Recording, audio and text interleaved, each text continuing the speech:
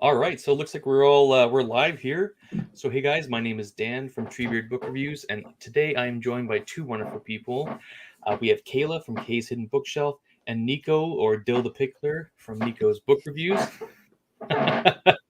So I just want to welcome and thank everyone for joining the live stream here. We're just really going to be doing a quick kind of finish up of I did a buddy big buddy read of Pyramids in the month of August. So we had quite a few booktubers join us in the buddy read. Sadly, a lot of them couldn't join just because other commitments. Some people actually didn't finish. One guy didn't even read the book. Like, come on. So yeah, we're sadly couldn't be joined by Chaz, Bryce, Alex. He's actually sick right now, so send some love to Alex. And so yeah, we're gonna break down Pyramids. We're just gonna kind of go through our thoughts, what we thought. So we actually have an interesting panel because this is my first time through, but I've read quite a few Discworld books. I think this is Discworld number 26 I've read. Kay, you're brand new to Discworld, your first book, and Nico is a reread. So first impressions, thoughts. Let's go with actually Kayla, since you're brand new to Discworld. Yeah, so I mean, I knew going into this that it probably wasn't the best place to start, but I'd been putting off starting the series since last year. So it was kind of either I'm doing it now or I'm never gonna start. I think it's the thing with Discworld, like the hardest part is like literally starting because it's so intimidating. But the nice thing with Discworld is you can kind of start anywhere, and each book is self-contained, so you don't really need to, you know, start at the beginning or join into series. But I'm really glad you started. So, what was your impression then, first time with a Discworld book? Yeah, so I mean, first impression, the story was okay. I really preferred the beginning of the book Mhm. compared to the rest of it. I feel like it kind of peaked in the beginning and then went downhill from there. Mhm. I did listen to it on audio, and that was the worst choice I could have made. The audiobook just does not do it justice from what I've heard. And Can I ask yeah, who was the audio narrator? Was it Nigel Planer? I think it was. Yeah. Yeah, that sounds familiar. I mean, he didn't do a bad job. It's just, I think a lot of the jokes are quite literary and they need to be read to be understood because they don't bother translating it. But I mean, Tepik was an interesting character for the most part. But yeah, I mean, it was okay. Yeah, that's a totally Yeah. fair like assessment. I mean, like I knew kind of going in, telling you like, "Hey, Kay, join. I'd love you to join." And, have you read this with us. I'm like, "Shit, this is probably not like the best one to start with." But it's like I said, it's like going to the gym, right? The hardest part is literally going, and so that's kind of what I figured with Discworld. So, all right, so Nico, this is your second time through. How do you feel about Pyramids? Yeah, the first time I read it, I thought it was pretty solid, and so I know this is not usually a lot of people's favorites, but I thought it was funny you said that about the beginning because forever ago when I did a review for this, I made a joke that I felt like the assassin school at the beginning of Pyramids is done better in this than most books. That's the whole book Yes. because it was just like it was really fun. It wasn't overdone. It was done so well, and I'm like, I feel like you read most like actual books that focus on an assassin school is less good than the tiny little bit. And so I can completely get that. But it's kind of an odd one just because of the way it's going with the jokes. But Yeah. I think it's pretty solid. I did do my reread on audio and did not really care for the audio that much either. But I didn't think I was going to have time to fit it in, and so I just like really quick went through the audio and got it in. But How long was the it's still, I audiobook? think it's like 9 hours? 7 hours. Oh, that's not I think. bad. Okay, so Oh, Yeah. if you're I could be listening wrong. at faster than one time speed, you're gonna blast through that, right? Yeah. Because like I did the physical read here. Like I got my copy of Pyramids that I read. And I guess from my point of view, I really loved it. I really enjoyed Pyramids. I mean, I'm also a sucker for Pratchett. Like I'm gonna like anything Pratchett read typically, but this one really hit a kind of chord with me just because I'm a classics like nerd. Like I did my bachelor's degree in classical civilization and ancient history. Mm. I did more of a focus on Latin than obviously and Latin, Greek and Roman rather than Egyptian. But I did kind of dabble in some of the Egyptian stuff, so I knew a little bit of the references he was trying to make. So I really connected with this one. I probably maybe laughed at a few more jokes or got some of the references that maybe a traditional like reader wouldn't get, or if you don't have a firm understanding of like ancient history. So like a good example of this where I laughed just for the names of the book. So the first book, if you guys remember, the book is called The Book of Going Forth, which is actually a reference to the Book of the Dead. So the Book of the Dead was used by the Egyptians on how they, like people would pass on, or the pharaoh would pass on from one life to the next. So that book, he's literally saying it's called, book one is called The Book of the Dead. And then the second book is called The Book of the Dead. So literally telling you, if you didn't get it the first time, I'm going to tell you that the second time it's called The Book of the Dead. So I really enjoyed that, those kind of references that came up. So I kind of want to get into like full spoilers. That went right over my head. Yeah, I did not get that until you explained it just now at all. Yeah, it's so. like there's so many like silly things in this book that I just absolutely love, that were like, even the name of the country, like Jelly Baby, and like I don't know if you got that, like Kay or Nico. No, not until someone explained it. I was like, okay, that's just a random silly made up name, sure. Well, in the audio too, he also says "the Jelly Baby" instead of just Jelly. He doesn't and the river baby. Gel. Yeah, and so I feel like it's harder to get it, but I cracked up immediately because it made me think of Doctor Who, and the Doctor who liked his jelly babies is what got me. But I feel like my theory is that this entire book was all created just for that pun, and everything else was just bonus. There's a few puns that this book was like, I feel like it was created for, like there's a few like with to be and not to be, like with tactless to be, and then like there's multiple tactlesses. There's a few of those, and then I think like Jelly Baby is one, but it's also kind of playing on, I mean, I don't know if any of you probably haven't read any Herodotus. Herodotus was like was a historian, and he kind of relayed a lot of facts. Like he told a lot of like Greek battles, like the Peloponnesian War, the Spartan War, and he was kind of known as like a bit of a bullshitter. And so I think with like the Jelly Baby, right, it's also kind of like, which means, I think it was like how did he say it was, mean children, like child of the river Gel, right, is how he translated in the book. But then when Herodotus refers to Egypt as like a child of the Nile, so I think it was just also playing on Herodotus, but then like using Jelly Baby to kind of do that. I was like, this man, he's nuts. So, it is smart. Like I can definitely see. Clever. I can definitely see why you particularly enjoyed this one, because some of the stuff you posted in our chat and Discord too, I'm like, yeah, I wouldn't have gotten that. I even read like a lot of the annotations, and I'm still just like, yeah, no, I didn't. So I think that's what's great about Discworld, though, is even something that's very niche, like there's a Discworld book for that. They're just like, you can find it. So. What's like I was saying earlier, like, or when I said, before we started the chat, that you probably could write like a master's thesis on this book if you were, in English or you're a literature major. Like you could study this book and try and pull out some of the like obscure references. I think too, with a lot of Discworld, that happens is some people go too far down the rabbit hole and they try to interpret what he means, but then there's no real kind of like foundation for those kind of references. Some of them are like super on the nose though. Like there's so many that are just like right on the nose. Like again, like the priest Dios, right? Or the high priest Dios. Dios in, I believe it's in like Spanish. Is in Dios? If anyone's done Spanish, that means God.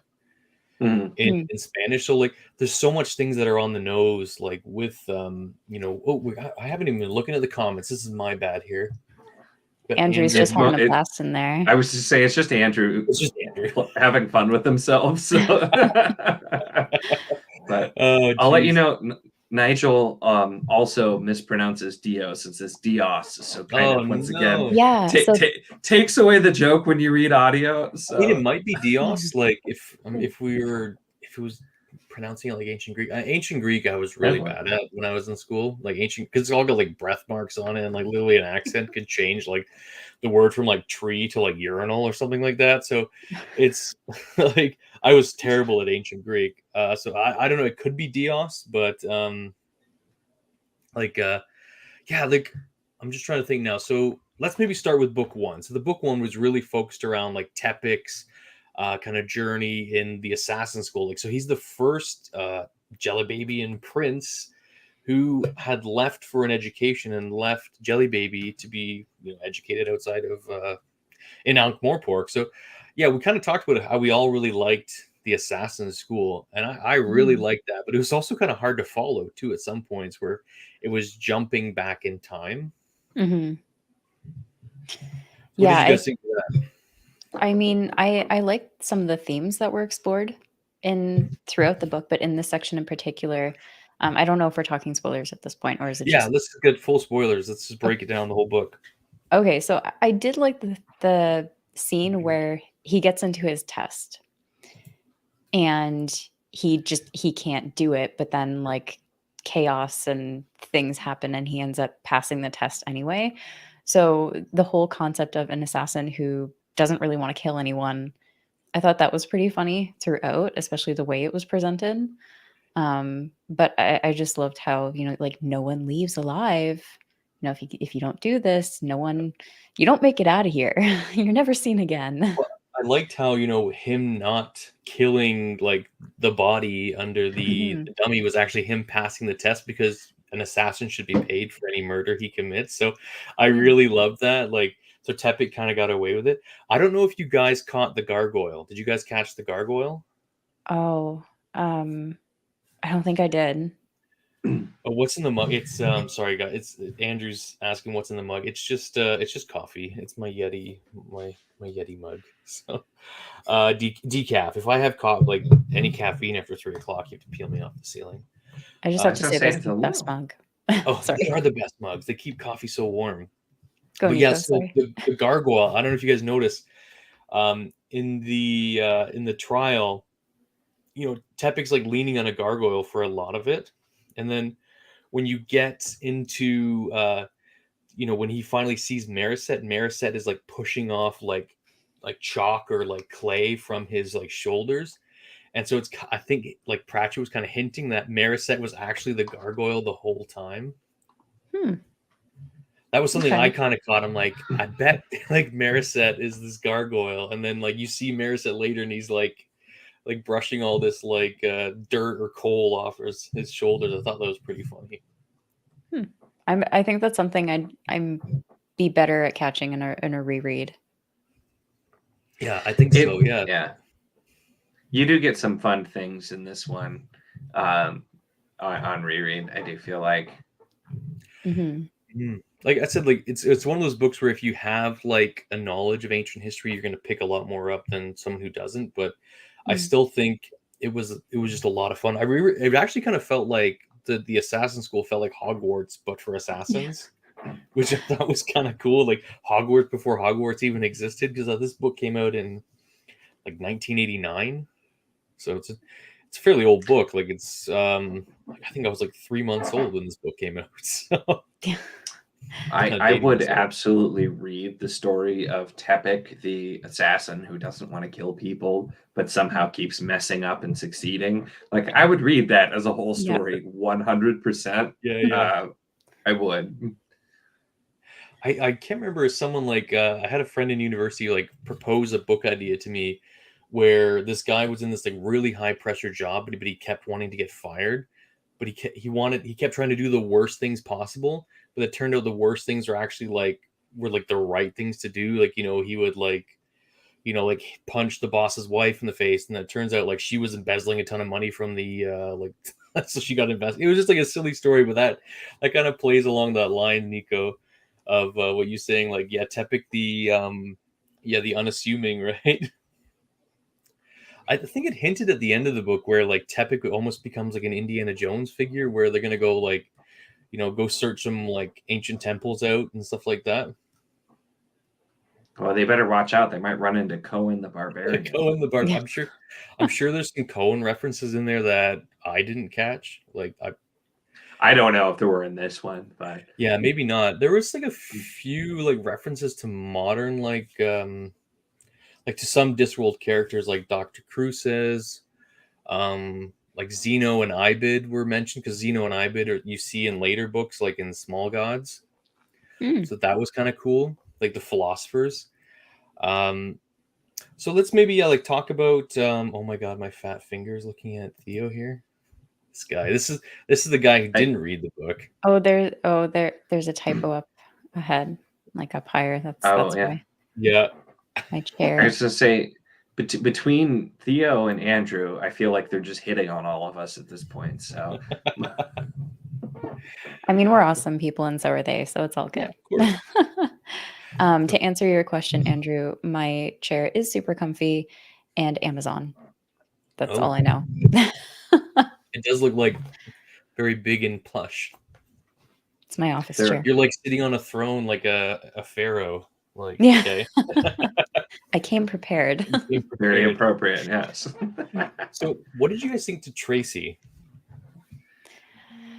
the Handmaiden? I mean, I liked her contrast to Tepik, her personality, and like the things that she valued were totally impractical to what Tepik valued. Mm-hmm. And I think that kind of made for a funny dynamic, but there was some aspects that were leaning towards things that I was not entirely sure of at one point before Tepik knew of her parentage. I legit thought they would end up together. Like I was thinking, I would have dropped the book. well, like Dios hinted at it at a certain point where it's like, it's kind of common for the Egyptians or the Jelly Baby and pharaohs to intermarry, and that was probably common also for the Egyptian pharaohs who married their sisters and stuff like that. So true. What about you, Nico? What'd you think? Well, so I will note that apparently, according to the annotations,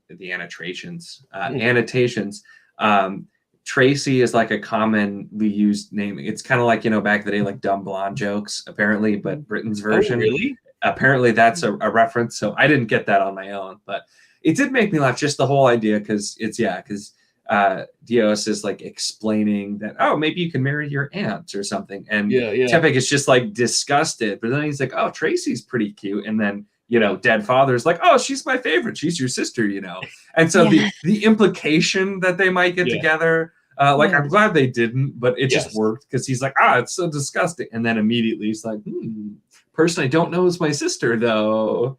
I just like when he's like breaking her out of prison, and then she's like kind of like reluctant to get broken out. She's like, no, put me back. And then like he's kind of telling her, well, you're gonna get fed to the crocodiles if you don't. So I just thought they were kind of a funny duo. Yeah, I think it worked though, because they are very devout, and that like they don't even acknowledge Tepik when he's in that role of God of the morning and all that stuff. They can't talk to the god. You can't determine what the gods mean. You need someone who can interpret it for you.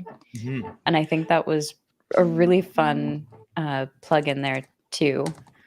I agree. And one, like, you actually kind of see like how belief works on the Discworld too, where Tepik is a god essentially, because he knows as soon as his father dies, because that godlyhood passes from his father to himself.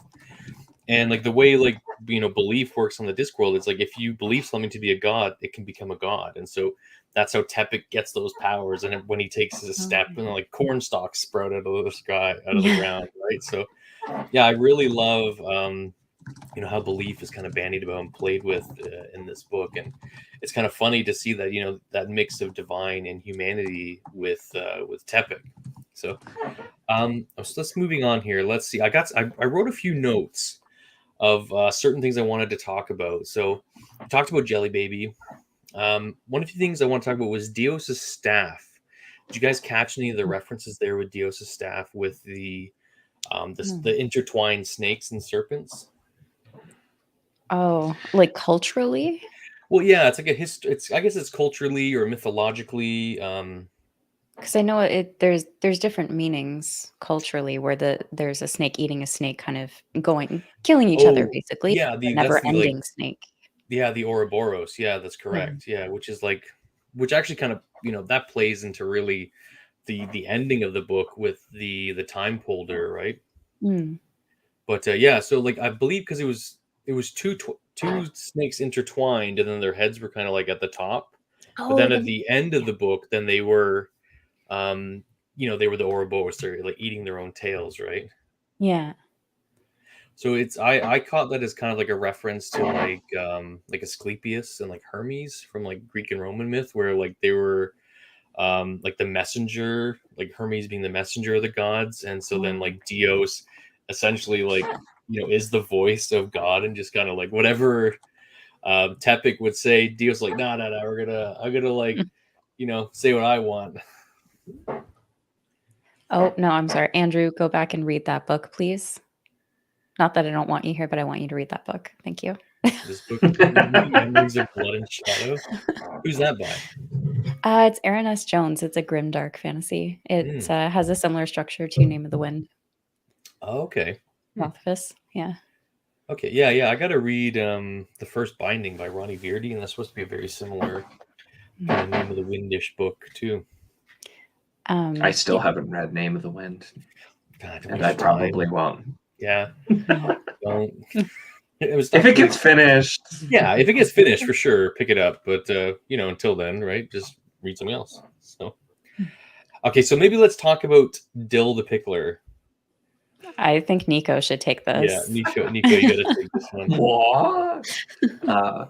I just so it was Dill the Embalmer is a character that's referenced, and it was something reading through the first time I absolutely did not get the joke.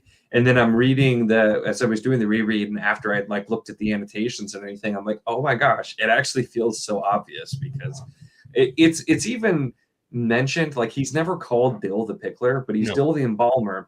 But the further you get in the story, the more the word talking about like the pharaohs and everything being pickled is mentioned. It's like really like he's like making it more and more evident, and I still completely missed my first time through. But so it was just one of my favorite dumb jokes. It's just really that he's called Dill the Pickler, like a dill pickler, and so it just kind of made me laugh, especially because it wasn't something that occurred to me at all the first time. But the whole idea too, with it's mentioned that pyramids, you know, are actually intended to like create like a place where time doesn't really pass, but they forgot all about that and thought it was more important to take their brains and tissues out and pickle them, and then which is a lot less useful, you know, and so just even that whole joke about, you know, the nature of pyramids, and that the whole mummification came after. They were supposed to put them in there before they died. You know. So it just kind of was a lot of fun. It's like when like Tepic's father was like, he was collecting his thoughts and he was just holding his jar with his brains in it. That was kind of cute. But I like the one Dill was referencing. He was like, yeah, I love the pharaohs with the or he's talking about like Tepic's dad. He was like, yeah, he's a good pharaoh. He has a nice big nose. And like that's clearly like referencing where with the ancient Egyptians, they would like stick like objects up your nose and scramble their brains and like have that drip out. So I thought that was kind of funny that they just referenced that. It's like, oh my god, this guy he just threw in references all over the place. He's just like hitting on like little things. But I wanted to ask you this one thing you guys caught though and Dios kind of mentioned it a few times. It's about the ritual, right? The ritual of like the religions.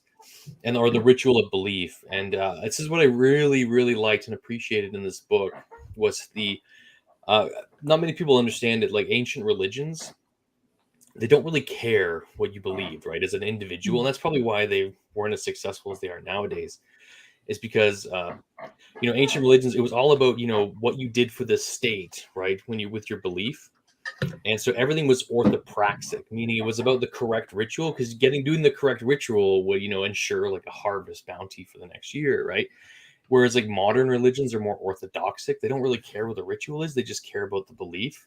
So I really loved how he played on that with the rituals, and how he really kind of emphasized that ritual is the most important part of religion, at least in this and Jelly Baby. I really love that. I don't know what you guys thought about the religious stuff. After you commented about it in Discord, I thought about that. Not conclusions that would have come. Like, that's where, like, in Small Gods, it looks at religion quite a lot in ways where I got a lot more of what was going on here as far as, like, exploring ancient religions and rituals. Not an area I'm as well versed in. So, yeah, your kind of description there. That's why it's always so fun to do a buddy read on a book when there's a person who has a specific expertise in an area. it was like doing a Long Price Quartet live shows where Philip Chase was on there. And after the first book, he was explaining high context and low context cultures for language and everything. It's like we were sitting in a lecture, but it was amazing. And hearing some of your thoughts and you explaining these things that I'm like, I would have never gotten, it just kind of like makes you appreciate the book even more. So it's always interesting. For sure. Well, I really just appreciate like, you know, Pratchett's kind of research and like dedication. Like, I don't know if he does the research, if he did the research, or he's pulling from his own education. Like, yeah, pretty like interesting guy. Just like he was just, it's so many things going on in his mind, and he never really left out the opportunity for a joke, and like how he used like even, you know, ritual and belief in this book, where, you know, he was kind of referencing like, you know, when Dio started seeing the gods appearing, he was kind of upset with how the way the gods were acting. He's like, yeah, I created you a couple thousand years ago because I needed to create you at the time, right? And it's just really funny, like how those things kind of kept getting brought up, and how, you know, each kind of god had its own high priest, and they were just kind of really emphasizing the ritual. And Dio's like, oh, I made that shit up like 4,000 years ago or something like that. So it's just like, it was just really, really kind of funny how, like, you know, belief essentially is like a giant game of telephone in the Discworld, where, you know, Dio started it because he's been around for so bloody long. And then, you know, when you see it, you know, 4,000 years later, how different, or, well, I know it's 7,000 years for Dios, but like when he eventually created some of these gods, yeah, like that belief is so different, and change that god. I did. Yeah. Go ahead, Kay. Sorry, I was just going to say, I did like toward the end where that is more emphasized, when they start bickering of like, who was that guy a priest of again? Was it this god or that god? Or what was the ritual again? No, it was this one. No, I swear it was this one. And they start bickering about it at the end. I think at that point, I mean, it was pretty clear that it was a very ritualistic belief system. There were a lot of heavy rules on what you can and can't do, and no one had a choice. And it was kind of funny how it all tied in at the end, and just seeing that whole circle come around.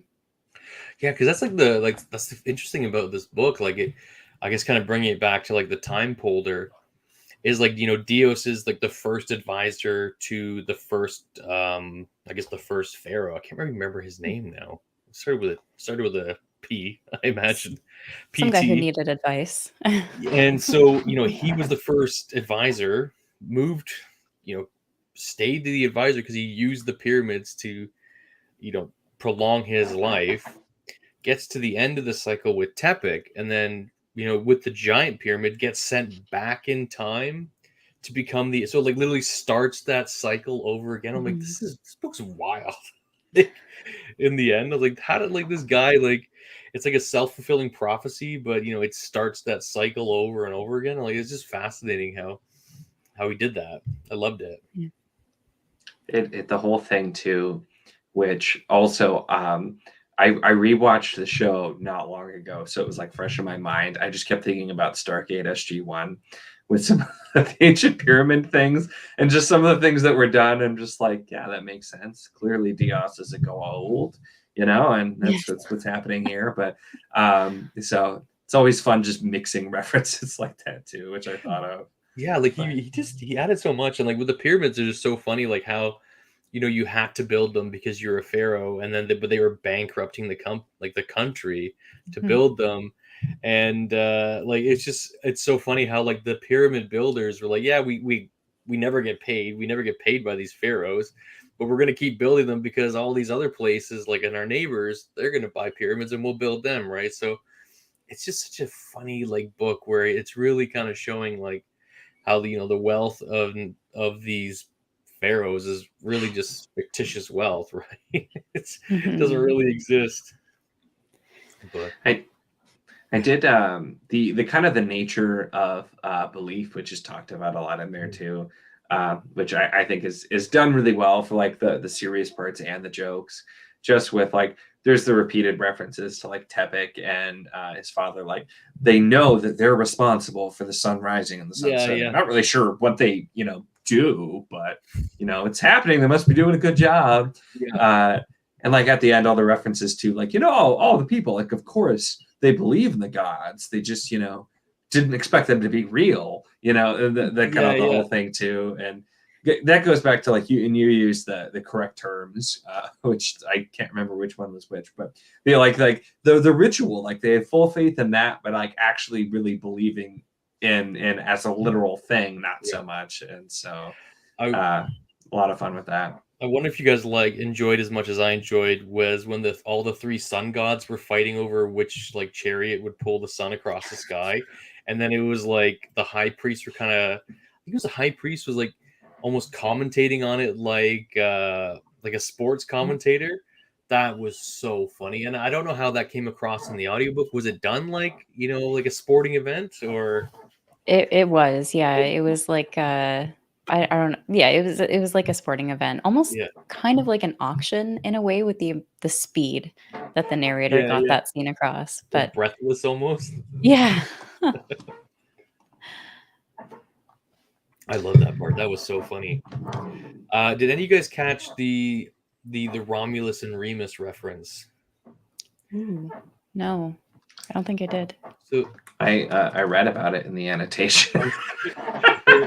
there was a reference to when they were talking about like how Ankh-Morpork was formed, like the main city in the Discworld, and how the two founders, were suckled by hippopotamuses, and that's why the hippopotamus is the symbol of Ankh-Morpork.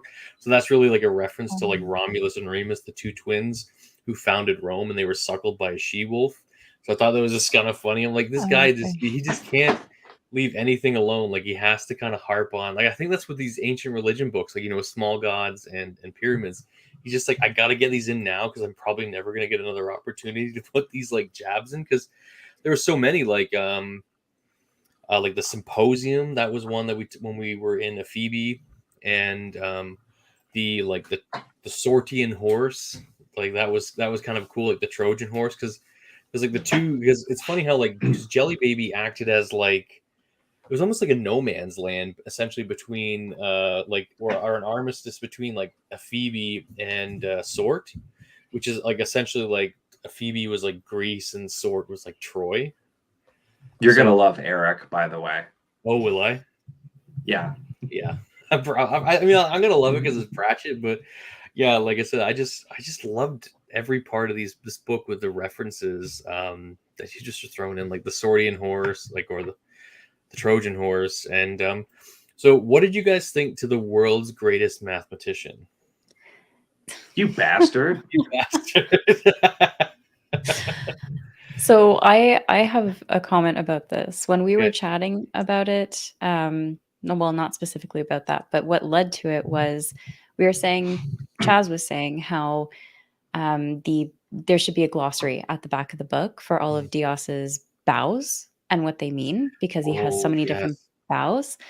And my response was, yeah, that would be about as entertaining as a math class. Little did I know that the next chapter, or the next section I was about to read, was about a camel doing math, and little jokes at, I think, Douglas Adams. So I loved it. I loved it. It was camel. just terrible timing. Oh, that's funny. It's the camel, and just the naming conventions for the camel, and kind of the explanation about it, which especially Kate, when you pointed it out, I'm like, I can absolutely see that being a poke at Adams. That makes a lot of sense. And it feels like it's too perfect to not be. But I think he oh, sorry. Oh, no, go ahead. I was just he actually has a line in there, I'm pretty sure, where he says some people think that dolphins are the most intelligent, and they're wrong. Oh, that's definitely Douglas Adams kind of reference. Yeah, sorry, go ahead, Nico. No, yeah, I feel like it has to be, but it's the camels, it was just kind of like the whole idea of it was one of those weird things that I feel like shouldn't work, but kind of does anyway. And which there are a few of those. But as I say, my favorite thing with the random math that the camel does later is that there's an asterisk included in it. And so it started the urban legend of there being a missing footnote in this book basically, because they always use Oh. asterisks in the physical. And so people are like, there is a footnote at the bottom of the page that is not related to the math sequence. Oh, But so it's just, that's a fun little like unintended Easter egg for it too. so I'm pretty sure the math is nonsense that the camel's like spouting out. Like there's no way it's like real math. But I think the one thing I chuckled at was with the camel when it's talking about the 2 bricks. Like a camel can do math, especially when there's 2 bricks involved. And that's because they would use bricks to castrate the camels, right? So that's why I didn't know that. Yeah. Oh no. That's like, I was like, when he put that out, I'm like, oh, that's hilarious, but also gross, but also who's gonna catch that? I wasn't sure where you were going with that, and I definitely didn't catch it, and I kind of wish I didn't know that. It's fun. It's just like the stupid humor that Pratchett can like just like pop in there, where like you might not catch it the first time around, but yeah, like I think if you, I mean, I don't know how many people would know that reference. I only knew it because of like, you know, like I remember it coming up in an ancient history class. Like silly stuff like that. I will say, just to throw out on the live stream too, there is a website. It's lspace.org, and they have annotations for like every Discworld book, where they do call out a lot of these things. And so I always like to, after I read the book, I like to look through and find all the references I missed. And sometimes it's a lot, because it's like sometimes it's a reference to some obscure British thing that I just don't know. But there's like that's included in there too. So like I learned about that afterward. It literally is too. It brings it up, and so it's like I not something I would have gotten either. But it's just kind of reading through. It's always fun to see some of the like the little things. I need to do that one for, or use that for soul music, because like that one was like woo, like straight over my head. Soul Music was actually one of the books I got almost all of the references. There were still some I didn't, but like for the music parts, I'm like, and I literally, after I read Soul Music, I made myself a playlist of a lot of the songs that were referenced as jokes in there, and was just like jamming out some old music. So that one I was a lot better, because I know a lot about music of the time periods it was parodying, and so but yeah, this is one I missed a lot. And so, but if you just Google annotated Terry Pratchett and whatever book, it'll come up, and it's fascinating. Like you can do it during if you want. It tells you the page number if you're reading physically. But I usually go through after and just kind of like scan through, and I'm like, all right, Terry Pratchett, how dumb am I today? How many things did I miss? And so got to go through, because it's like unbelievable how many things are crammed in there. Yeah, because I mean, like I said, I did take a look on like the Discworld Wikipedia, just to kind of like, you know, make sure I was like, I hit some of these, and some of them I missed on, and some of them I hit for sure. Like, I'm trying to remember what one I missed on, and I'm like, oh, I didn't get that. I thought it was like a reference to like James Bond, but like with the Assassins Club, but I don't think it ever kind of panned out in my mind. I just watched a lot of James Bond as a kid because my dad's English and he loved James Bond, but I don't know, maybe I was just seeing stuff that wasn't there. But I think that's part of reading a Pratchett book in the end, is seeing stuff that's not there, and then there's, you know, missing stuff that's like in plain sight. So I think that's just part of the journey of Discworld. So in the end, what did you guys rate the book? If we're going by like Goodreads, you know, rating system. So go ahead. I don't know the answer to the question. I don't remember what I rated it, and I don't think I re-rated it. So no, you feel free. Well, I was kind of gonna go on the same lines. I don't feel right rating it or reviewing it, because I feel like the audiobook was not the way to go. I mean, if I didn't have the audiobook, I might have DNF'd it. So for that reason, I don't feel like it's fair. But there were aspects that I enjoyed. There were themes that I enjoyed, even the like a stranger in a familiar land. You know, I like how that was explored, and how he didn't feel at home in a place that should have been home, and he kept trying to get basic necessities like plumbing, and Diaz kept like doing something in the background to make it not happen. But yeah, I think this is one I'm going to have to come back to after a few more Discworld books and maybe get physical copies or ebooks for those too. Yeah, kind of like what you said there, like, how even he's the king and he's the most powerful person in this land, but literally has no power whatsoever. Yes. And I really love that, like the play on that theme, right? It's just shows you Puppet. the use. Yeah, he's a puppet, right? And Dios has literally just Including ruled this kingdom for 7,000 years, right? Jeez. including when he's going to be executed, because obviously the king would not be skulking around the palace at night. That's right. You know? Why would the No. king do Yeah. that? But I checked, and my original rating was 3 stars back whenever I actually read it, which was some time ago. I definitely think on reread I'd up it to at least like a 3.5. Yeah. Which for context, a 3 stars being like I liked it. It's pretty solid, but didn't like blow me away. I feel like after having read the annotations and kind of knowing what I was getting into, I enjoyed it a little bit more on reread. And so I appreciated it a little more. So I think it upped it for me a bit. It's still not a favorite for me. Although this conversation too, like Dan, some of the stuff that you've said, I'm like, oh, that's really interesting. I didn't get that still, even after reading the annotations. Just kind of the way you've broken some of the stuff down. So it's I think it worked. So it's not like on my favorites, but I didn't think it was bad. Yeah, I mean I'm probably like in the similar spot. Like I rated it like a 4, and like it's probably like a 3.5 for me. Like I really enjoyed it. I liked a lot of the references. The story was just a really different kind of Discworld book. Like I said, it's 4 novellas kind of in one, but it's still following like this, same thread. And like some of the books were better than the others. Like I probably like book 1 the most, and I think book 4. So like that middle part is like a little bit tough. And I'll totally agree with you guys on like the audiobook. Like one of my books that a Discworld book I don't really like is Weird Sisters, weirdly enough. And it's mainly because of the audiobooks. I don't like the audiobooks of Weird Sisters, but when I read Weird Sisters, I'm like, yeah, this book's great. So I was gonna say that's my favorite witches book. So yeah, well, which ones have you read though, Nico? I have read up through Lords and Ladies. Okay. Oh, really? And that's my favorite. My least favorite is your favorite. So yeah, Witches Abroad, which is like it's one of my favorite Discworld books. Might even be like my second favorite Discworld book of all time. Narratively, it's one of the better Discworld books because it actually has a real narrative, but it's just like it wasn't really what I wanted, and I don't know. Maybe I'll appreciate it more on reread, but I just was kind of bored at parts, and I didn't really what it was spoofing wasn't really my thing too. Yeah, if you don't like fairy tales, then it's probably not your thing. And it's very fairy tale. I like the other one. Granted, I'm not a massive Shakespeare fan, but the other ones being Shakespearean, I thought worked. And then I think the other ones, there's like the Phantom of the Opera one. Phantom of the Opera, yeah. That one's good. So that'll be interesting. I read that one not too long ago either, so it's pretty good. That one's still kind of fresh. So a big question then, Kay.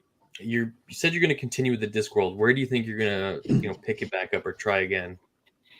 Honestly, I'm not entirely sure.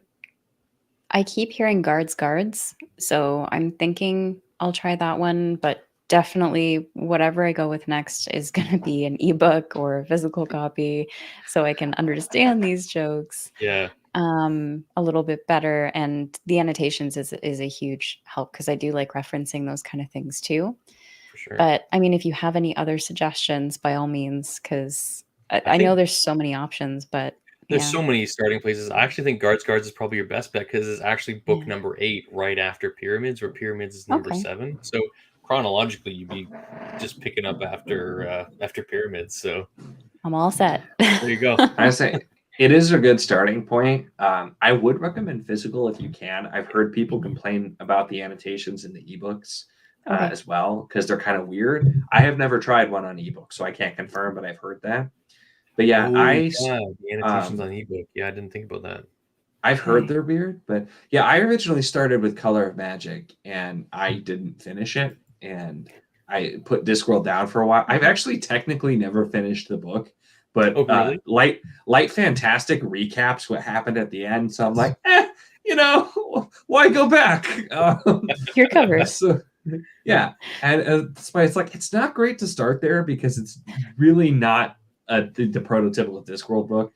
And so everybody's like, start at Guards. So I started at Guards. And I'm like, okay, this was great. And then I went back and did pub order because I'm like, I'm gonna read them all at some point. So it's a good one. I was gonna say from the early ones, because the first two are kind of I really liked Equal Rights. Not everybody will, but I was a big fan of Equal Rights. I feel like it shouldn't be controversial to say I'm a big fan of Equal Rights. Which that's the pun. So okay. Do I need to be worried? RITES, because it's a witch's book. Right. So it's a pun. But oh my gosh. Because I like the witches. And like the Mort is okay. Yeah, Mort's good. I liked the next Death books more. But Mort has some really good dialogue. So it's the early books are all kind of hit or miss, but they get stronger. I've enjoyed most of them, so they're not even all there anymore. I'm looking behind me, and half the books aren't up there anymore. But we're all here. It's bookish problems. Well, okay, so like you can see the tail end of some here, and then there's more over there. But I also have gotten rid of several that I probably won't reread. So I own like moving 81 Pratchett books. I don't know why. I originally was going to try and collect them all, but some of them I probably won't reread, and I eventually want to get more of those fancy hardcovers. Right. Oh yeah, those like Doubleday and I think it's Golan's ones. Yeah, those are really nice. I really like the artwork in these ones by nice. Josh Kirby and stuff like that. I'm just a sucker for Pratt. Like I've bought multiple copies of Discworld books where my wife said, "Don't you own that?" I'm like, "Yeah, but it's different artwork, so I need to get it." Like, duh. Most of mine are the terrible American covers, so oh no, they're the most boring. So yeah. Yeah, like luckily the Canadian ones, like they use these old like the UK covers, right? So like we're kind of lucky in Canada where we can when you're thrifting, like I thrifted a lot of them actually. You can get those like those nice like the cool artwork covers. So, but yeah, I mean like we'll probably wrap it up here soon, just because everyone's gonna be leaving to go and watch House of the Dragon anyways in like 15 minutes. So, but I'm really glad you guys could join me at least, and glad you guys could join in the buddy read. Like I know like this isn't the best Discworld book to start with, and it's I really enjoyed it just because like I'm a history geek, but maybe in the future we could definitely look at another Discworld book that could maybe hit more of our interests, and like especially because you're reading in publication order, and I know Kay you're eventually going to get back in, but so where'd you say you were at again, Nico? I'm on Interesting Times, which is like 16 or 15. 17, yeah. I just finished Soul Music. Oh, well, Soul Music 16, I think. So yeah, I'm on 17. Yeah, okay. I just looked it up. So I've read everything before that.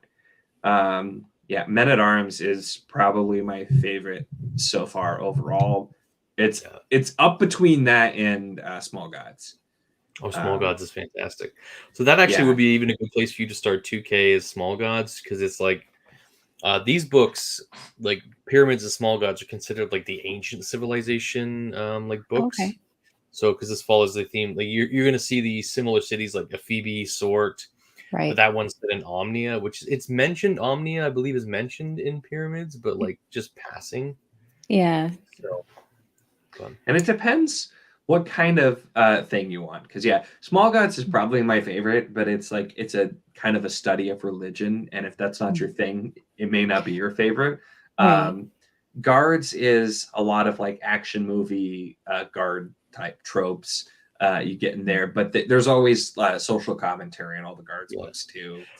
And then the Witches books vary. The other ones, like Moving Pictures, is one of my least favorites. But if you're really into classic film, you will probably love it. And so it varies greatly on what you're looking for. Yeah, like Guards, I would kind of say it's like where where the action hero just kills like the fodder that is like the policeman, or like the the fodder villain. Well, it's literally like where the City Watch, like the fodder policemen become the heroes. So it's kind of like. It's like there's no heroes in this story. It's like literally just like the Men in Blue kind of, being the heroes. It's a great book. It's such a fantastic book. But I mean, like I said, I'm biased. Like Discworld's my favorite series. Terry Pratchett's my favorite author. So like I'm gonna like anything he writes. So it's just nice to see other people reading Discworld and kind of getting into this massive series. Because, like I said, I'm not even done. Like I still have a lot of Discworld books still left to read. I think I have like 16 left to read still. So Yeah. it's a lot, and it's a commitment. But just takes that first step. And like I said, I wish I picked a better book for you. It's all good. And like I said, for me, it was more having some extra motivation to actually start, because it's been a year plus some since I decided I was going to start reading Discworld, and I'm fine starting with any kind of place in the series so long as it makes sense. Because I do have different interests, both in like religious studies, a bit of mythology and legends, musical background and stuff. So I do have some variety there too that I can pull from. But for whatever reason, my grade 5 Egyptian mythology class is all I had for this one. So That's the thing, and that's why like soul music I never connect with. Like I'm not a big music buff. Like I don't know shit about music, and so like when I read it, I was like, I got like maybe like a tenth of the jokes. So I said, you just got to be, you just immersed in one kind of thing, and like that's the nice thing with Discworld and Pratchett is there's probably a book out there that'll connect with you, and 41 books is definitely one that will hit you, and it's just finding that book, and it's kind of getting lucky. Well, let's go through the haystack. That's right. Yeah. If you do like religious studies, though, can't recommend Small Gods enough, because it is one of the, I think objectively so far, it is one of the best written Discworld books, and it's got a lot of humor. It's really fantastic. So it definitely one I'd recommend for that. But yeah, like it's funny because Andrew didn't like soul music either, Dan, and I loved it. We usually agree, but it was specifically because I got so many more references than he did, because like the early rock and the roots of music like that was something that connected a lot more with me. And so it works I had out, a lot right? of fun with it. I will say, don't do the audiobook for Small Gods. I actually did it. Like, I've read it physically, but then when I saw that Andy Serkis did the audiobook, I'm like, oh, this would be fantastic. It was okay. Like, it was like he voiced some things good, and then some things I was just like, oh, I hate this. So just don't do Discworld audiobooks, I think. No, I think this is definitely going to have to be physical or ebook. I thought I could go in with the audiobook because I had heard it, like it's similar type of humor to kind of Douglas Adams, right? That classic British style of humor. Yeah. And those audiobooks work really well with the Hitchhiker's Guide to the Galaxy and everything. So I was like, hey, this same kind of humor, this will work great. Terribly, terribly wrong. Different kind of humor. Like, I mean, I think Nigel Planer is a good audiobook narrator. Like my favorite audiobook by him is Witches Abroad. Like I don't know how many times I've listened to Witches Abroad. I'll just put it on because I want to listen to it because it's so much fun.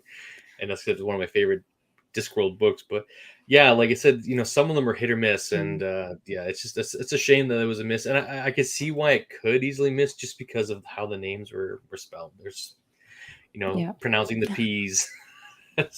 Yeah.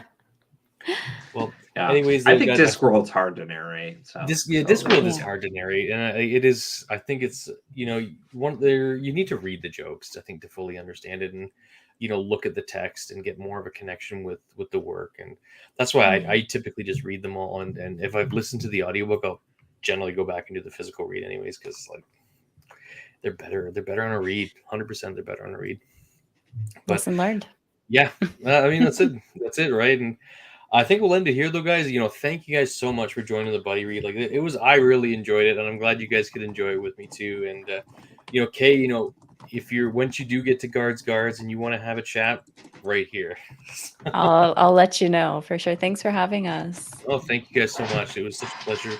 Anyways, guys, thank you for joining me, and everyone who's watching. If you're not subscribed to Kay and Nico, go do that right now, obviously. So go join those channels. They have some amazing sci-fi fantasy content out there. And as always, we'll see you next time. Cheers.